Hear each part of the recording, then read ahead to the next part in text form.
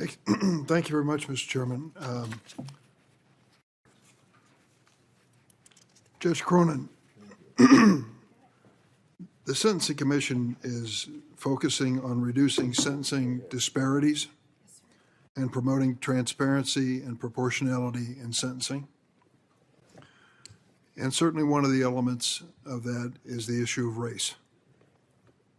You wrote an article in 2001 in which you claimed it was, quote, easy to forecast whether a prison inmate will become a sexual aggressor or victim while incarcerated based on physical characteristics, socioeconomic status, criminal history, and other factors. You wrote, and I quote, black inmates are predominantly members of lower economic classes, end of quote. You also wrote, quote, black inmates are most likely to become sexual aggressors, end of quote. I'm deeply troubled by these statements in light of the position which you're seeking.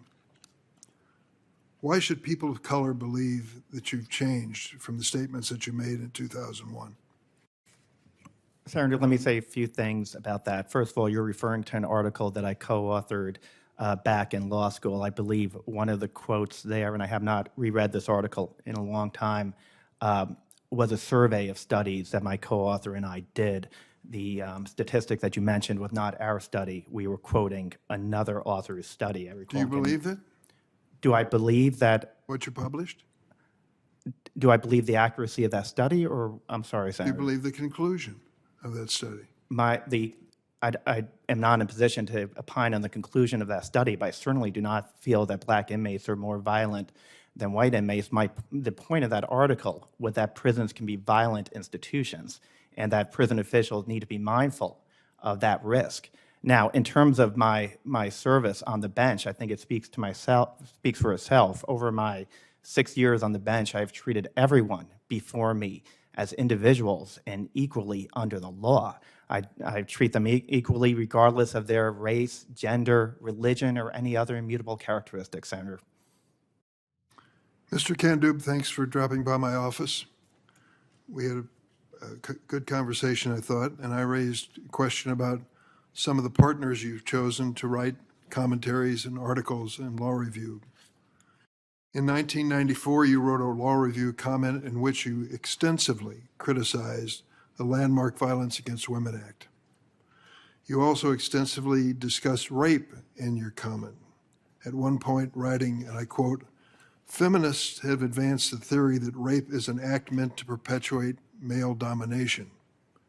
And the quote, the feminist claim seems difficult to maintain in light of the growing body of empirical evidence coming mostly from researchers of sociobiological bent that rape has sexual and reproductive motivations.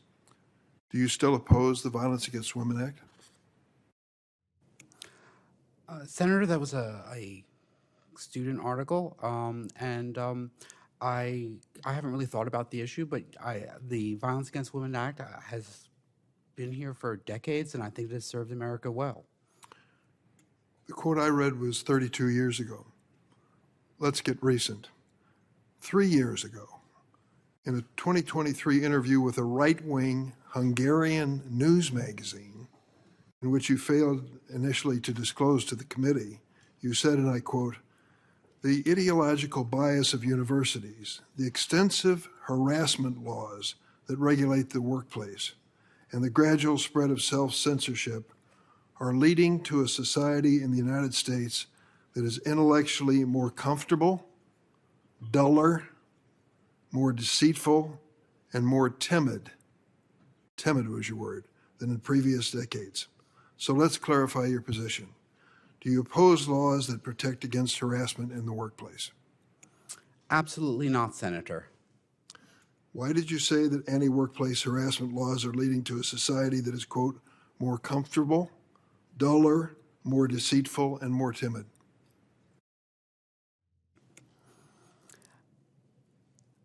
I have spent much of my career as an academic. And for me, the most important part about being an academic is the ability to exchange ideas freely. Sometimes I think we've seen in campuses situations in which over Overenthusiastic bureaucrats and enforcers can chill free speech. And I think that was my impetus. I want to protect free speech on Do you campus. stand by your words?